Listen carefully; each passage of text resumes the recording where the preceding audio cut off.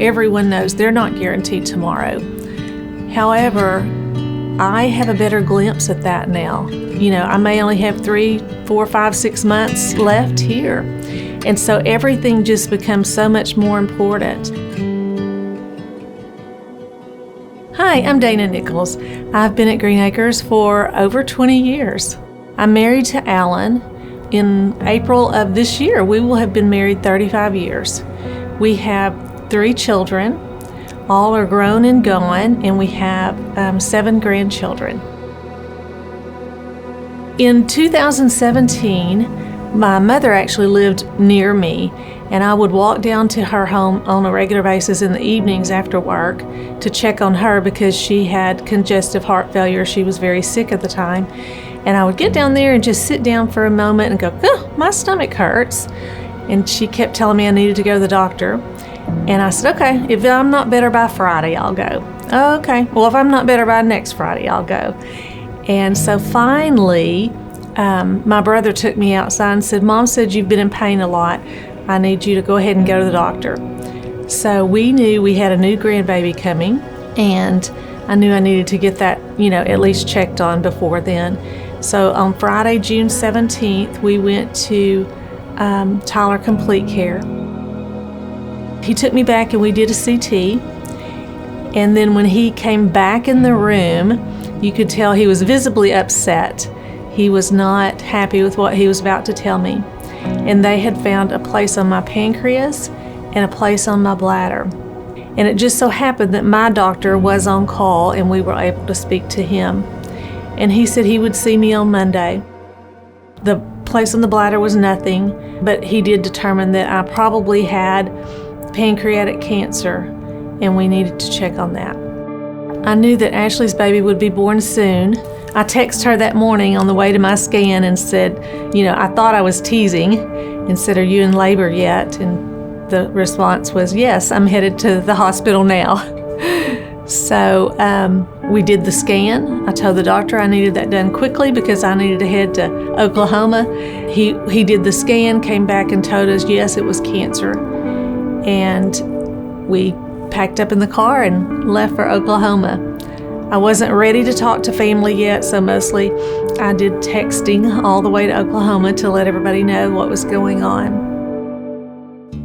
And so they started me on chemo. I did 18 treatments before the surgeon determined that I was not going to be eligible for surgery.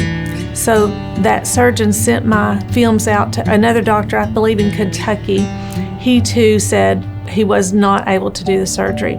So kind of as just the last resort, my sister and I went to MD Anderson expecting another no. But when we saw Dr. Zong, he said, well, sure, I can do this surgery. So we left there. We were just completely beside ourselves because we expected another no on that. Once he had completed the surgery, he came out and told my family it was safe to say that I was completely cancer-free. So we were excited. We just praised God that A, I was even able to do it, and then B, it was very successful. I was cancer-free for about 15 months before mine returned.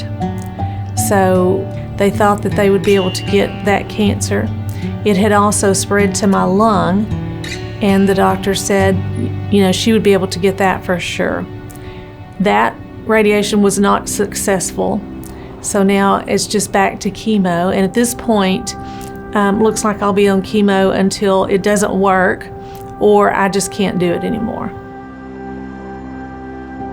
A friend recently told me that when she had her cancer diagnosis, she went to tell her children, and she said nothing had changed from the moment that she walked into that doctor's office, that God had everything planned in her life. And I have found the very same thing. I was never upset with God that I had a cancer diagnosis. Many people say, why me? Why do I have to go through this? I've never said that. Why should I be exempt? There are great people that have cancer. There are people I know that have died from cancer, but no one is immune to this. I do things differently. I spend more time with my grandchildren if I'm able. I play a little harder. I play a little longer. You want to go ahead and take those trips that you were putting off, but I know that my time is short, and I'm thankful for that. I'm currently working at Texas Oncology, although I'm on disability just for a little bit. I love that position. I'm scheduling chemo there, and I get to interact with the patients.